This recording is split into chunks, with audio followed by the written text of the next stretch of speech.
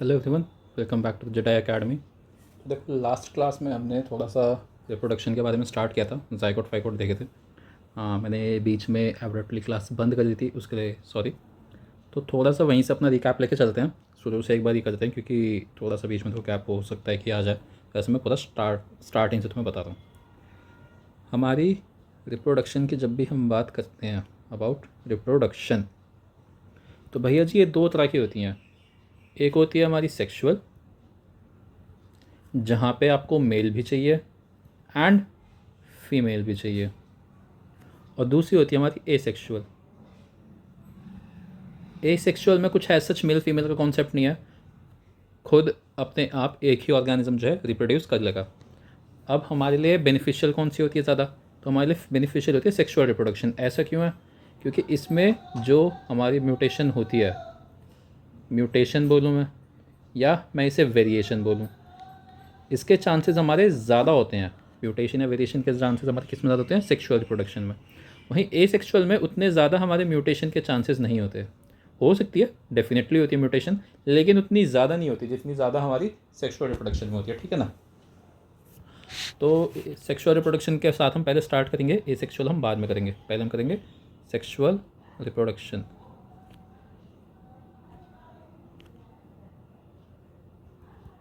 अब मैं बोलूँ तुमसे कि भैया हम सेक्सुअल रिप्रोडक्शन अगर देखना, सबसे पहली बात तो ये कि कॉम्प्लेक्स ऑर्गेनिजम्स में होगी।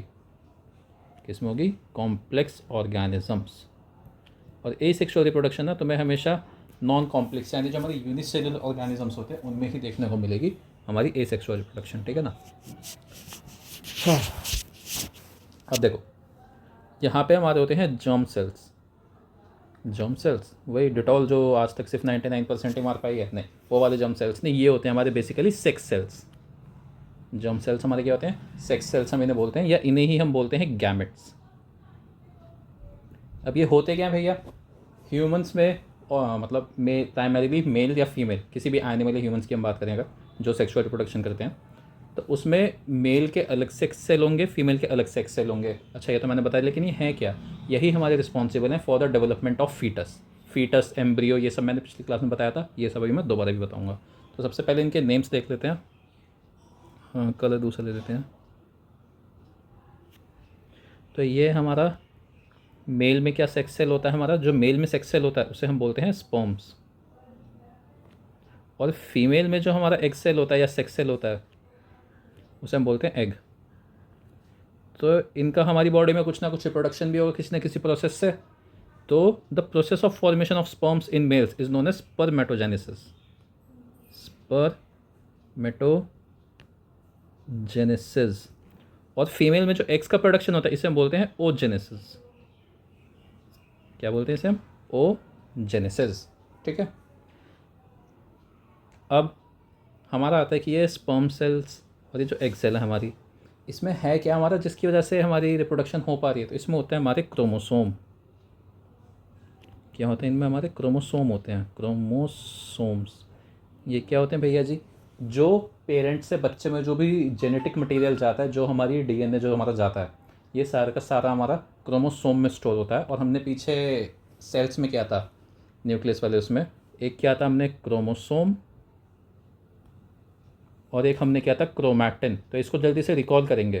क्रोमैटिन होता है जब हमारा डीएनए या जो डीएनए थ्रेड होता है वो रैंडमली पड़ा होता है, तो उसे हम क्या बोलते हैं? क्रोमैटिन। और यही जब हमारा रिप्रोडक्शन के टाइम पे एक प्रॉपर सीक्वेंस में अरेंज हो जाता है उसे हम बोलते हैं क्रोमोसोम। और यहाँ पे हमारा एक प्रोटीन होता है जो इसको अरेंज करके रखता है, वो होता है हमारा हिस्टोन। क्या होता है वो? हमारा हिस्टोन। ठीक है? तो क्रोमोसोम्स जो होते हैं ना, इसके डिवीजन के दो मेथड्स होते हैं। इस वाले फॉर्मूले डायग्राम को भी हम बाद में देखेंगे, इसी बाद में देखेंगे। पहले यहाँ पे मैं एक पेज बना देता हूँ, यहाँ देखते हैं।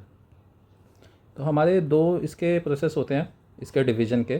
क्रोमोसोम डिवाइड करेगा जब भी रिप्रोडक्शन होगी, लेकिन ये किस तरह से डिवाइड करेगा हमें वो देखना है। एक होता है हमारा माइटोसिस, एक होता है हमारा मियोसिस। माइटोसिस एंड मियोसिस, ये मैंने लास्ट क्लास में बताया था, तो अब फिर से करेंगे हम। माइटोसिस में क्या होता है भैया जी? माइटोसिस में होती है हमारी दो डॉटर सेल्स आर मेड। किसमें, माइटोसिस में 2 डॉटर सेल्स आर मेड या बॉर्न फ्रॉम 1 पेरेंट सेल। ये हो हमारा सेक्सुअल रिप्रोडक्शन में रहा, ये चीज़ याद रखना, ठीक है ना। यहाँ पे जो ये हमारे 2 डॉटर सेल्स बने हैं, ये ह्यूमन नहीं बना देंगे अपने आप पूरा, ये पूरा कोई नया ऑर्गेनिज्म नहीं बना देंगे इन्हें, ये आगे चल के कंबाइन करते हैं दूसरे सेल्स के साथ, तब जाके बनाते हैं, ठीक है। अभी देखेंगे, बस हमें ये समझना क्यों है। मियोसिस हमारा क्या होता है, मियोसिस में होता है कि हमारी 4 डॉटर सेल्स बनती हैं, 4 डॉटर सेल्स आर मेड।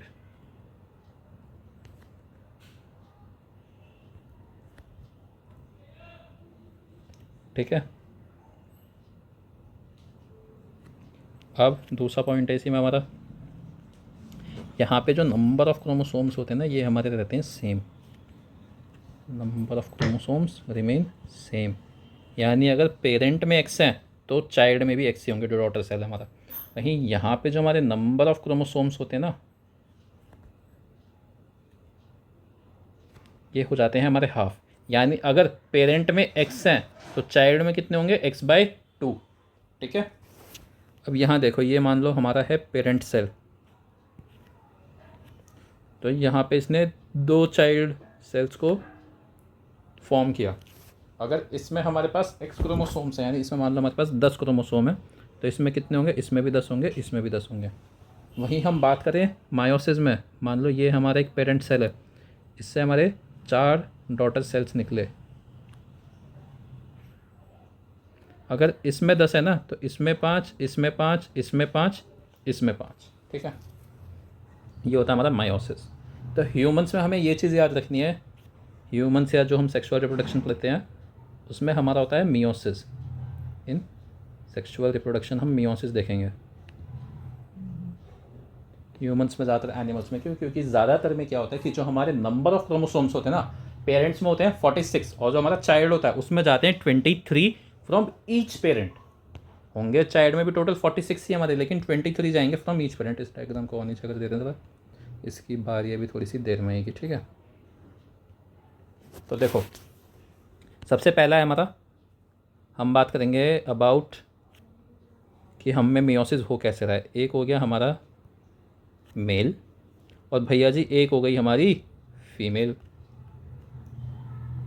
ठीक है। मेल में क्या होता है हमारा, स्पर्मेटोजेनेसिस, जिससे हमें क्या मिलेगी, स्पर्म। फीमेल में क्या होती है, ओजेनेसिस, इससे हमें क्या मिलेगा, एग सेल। अब जो मेल है इसमें 46 क्रोमोसोम्स हैं। कितने क्रोमोसोम है इसमें, 46 क्रोमोसोम्स।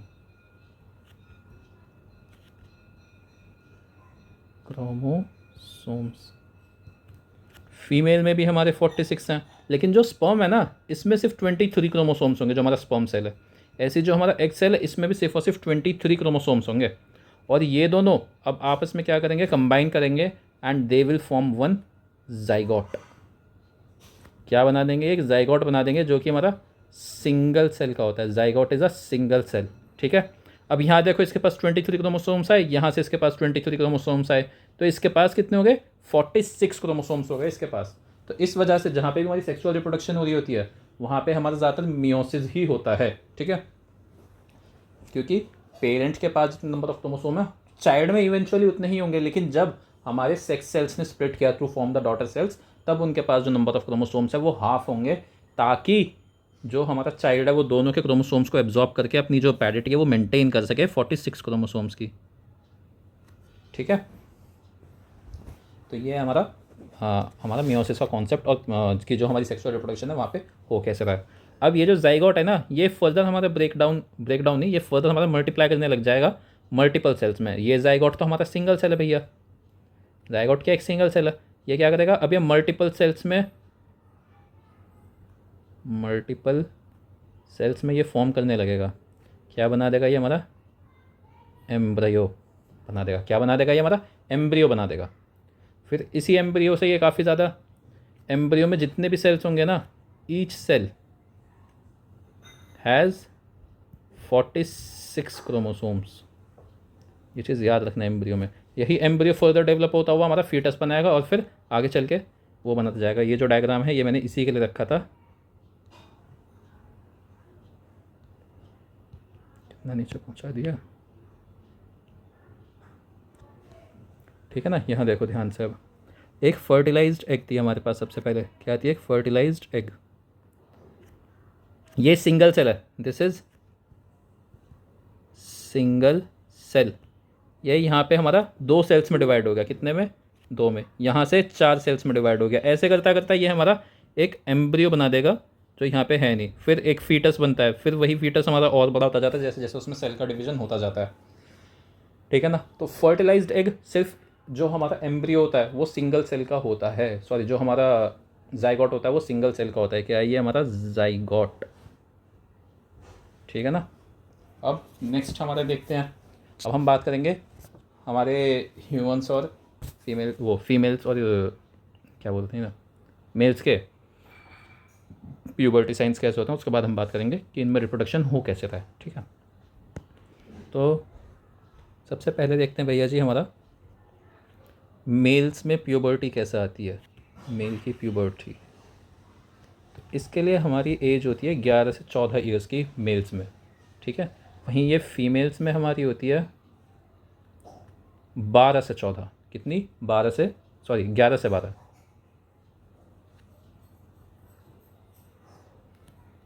11 से 12 होती है फीमेल्स में। ये हम बात कर रहे हैं अबाउट प्यूबर्टी एज, ठीक है ना। अब मेल में क्या क्या सिम्टम्स होते हैं इसके? कि फेशियल हेयर ग्रोथ होती है मेल्स में, तो दाढ़ी आने लग जाती है। फेशियल हेयर ग्रोथ, हल्की हल्की दाढ़ी। दूसरा क्या होता है? डीपनिंग ऑफ वॉइस, आवाज़ जो है हमारी गहरी होने लग जाएगी। Deepening of voice. तीसरा क्या होता है हमारा? हेयर ग्रोथ होती है। Hair growth in underarms and pubic hair,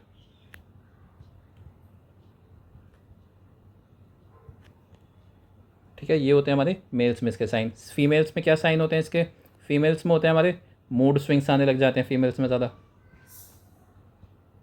क्या आने लग जाते हैं? मूड स्विंग्स आने लग जाएंगे। दूसरा ब्रेस्ट डेवलपमेंट, ब्रेस्ट डेवलपमेंट। तीसरा थाई फैट जो होता है ये इंक्रीज कर जाता है। ये थिक थाइज जो है ना तुम्हारी, ये इस वजह से होती हैं। थाई फैट इंक्रीज करने लगेगा प्यूबर्टी की वजह से। चौथा प्यूबिक हेयर और अंडर आर्म हेयर, यहाँ पे भी होगा pubic hair and underarm hair, ठीक है। और एक और होता है श्रिलिंग ऑफ वॉइस। जैसे मेल्स में वॉइस हैवी होती है, फीमेल्स में वॉइस जो होती है श्रिल कर जाती है। Shrilling of voice. अब नेक्स्ट है हमारा मेल रिप्रोडक्टिव पार्ट्स की। अब हम बात करें, अगर इसको थोड़ा सा और नीचे कर लेते हैं।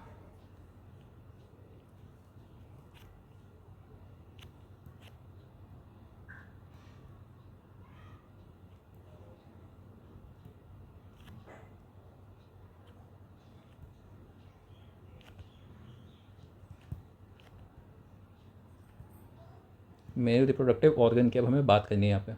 तो सबसे पहले हम समझेंगे कि यहाँ पे होता है हमारा स्क्रोटम। भैया जी स्क्रोटम का क्या काम होता है? इसमें होती है हमारी टेस्टीज। It contains testes. अब एक चीज़ याद रखना, ये टेस्टीज हमारी 2 होती हैं, ठीक है। And they both will work together, ठीक है ना। Both the testes work together, both the testes work together in males, ठीक है। और जो हमारी स्पर्म होती है, जो हमने देखा जो हमारा सेक्स सेल होता है, ये हमारा टेस्टीज में ही प्रोड्यूस होता है। लेकिन टेस्टीज में वो स्पेसिफिक पार्ट होता है हमारा सेमिनिफेरस ट्यूब्यूल्स। सेमिनिफेरस ट्यूब्यूल्स होती है हमारी, उनमें जो हमारा ये स्पर्म हमारी प्रोड्यूस होती है, ठीक है। तो अब यहाँ पे कुछ पार्ट समझना। सबसे पहला हो गया हमारा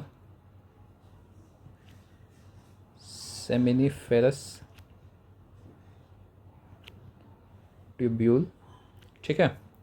दूसरी होती है हमारी वास डेफरेंस, या फिर इसे हम बोलते हैं स्पर्म डक्ट। वास डेफरेंस या स्पर्म डक्ट। और तीसरा होता है हमारा seminal vesicle and prostate gland. Seminal ये हो गया फर्स्ट, ये हो गया सेकंड, ये हो गया third, seminal vesicle and prostate gland. ये मैंने ऐसे अलग अलग क्यों लिखे हैं भैया जी, तो अब यहाँ पे समझो। यहाँ पे हमारी स्पर्म प्रोड्यूस हुई, ये क्या करेगा, carries sperm to seminal vesicle and prostate gland. तो यहाँ पे मैं बस 3 लिख देता हूँ, तो मैंने बता दिया। ये क्या करेगा, ये स्पर्म लेके जाएगा सेमिनल वेसिकल और प्रोस्टेट ग्लैंड के पास। अब भैया जी ये सेमिनल वेसिकल और प्रोस्टेट ग्लैंड हमारे ये क्या करेंगे, ये क्या इसे देते हैं न्यूट्रिशन को, ये इसे देते हैं nutrition, add nutrition to sperm. और इसमें ये न्यूट्रिशन ऐड करके क्या बन जाती है, सीमन। ये क्या बन जाती है हमारी यहाँ पे, सीमन। तो सीमन हो गया जब हमारी स्पर्म को न्यूट्रिशन मिल चुका है, और जब तक उसे न्यूट्रिशन नहीं मिला तब तक वो स्पर्म ही रहेगी, ठीक है ना। अब हम बात करें, इसके बाद आते हैं हमारे लेडिक सेल्स। भैया जी लेडिक सेल्स क्या होते हैं, तो इन्हें ही हम बोलते हैं interstitial cells, also called interstitial cells. अच्छा, इनका काम क्या होता है भैया जी, ये हमारी ना सेमिनिफेरस ट्यूब्यूल्स में होते हैं, यहीं पे जहाँ पे हमारी स्पर्म प्रोड्यूस हो रही है, and they secrete testosterone, they secrete testosterone, ठीक है ना। तो मेल्स में जो हमारा टेस्टोस्टेरोन जो हमारा वो होता है हॉर्मोन्स, ये कौन सिक्रेट करता है हमारा, ये लेडिक सेल्स या इंटरस्टिशियल सेल्स, ठीक है ना। अब हम आ जाएंगे भैया जी फीमेल रिप्रोडक्टिव पार्ट पे, यहाँ से आ जाते हैं। तो थोड़ा सा और नीचे कर देते हैं फ़ोटो को ज़्यादा।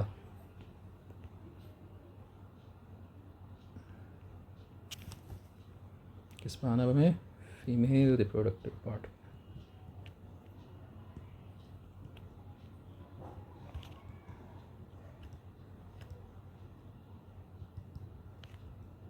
फीमेल रिप्रोडक्टिव पार्ट है हमारा नेक्स्ट कॉन्सेप्ट। तो यहाँ पे देखो, यहाँ पे होती है हमारी 2 ओवरीज। हमने मेल्स में देखा था 2 टेस्टीज होती हैं, ऐसी फीमेल में होती है हमारी 2 ओवरीज, लेकिन यहाँ पे only 1 ovary works at a time.